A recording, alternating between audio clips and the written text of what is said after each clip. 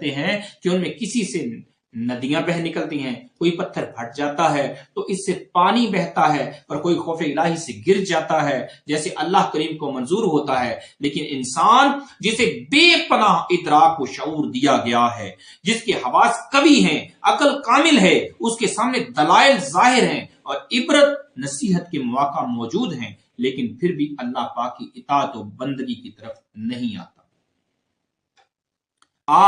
سلسلہ گناہوں کا بڑھا جاتا ہے، نت نیا جرم ہر ایک آن ہوا جاتا ہے، قلب پتھر سے بھی سختی میں بڑھا جاتا ہے، خول پر خول سیاہی کا چڑھا جاتا ہے، لاؤں وہ اشک کہاں سے جو سیاہی دھوئیں، گندگی میں میرا دل حد سے بڑھا جاتا ہے۔ پیارے دوستو،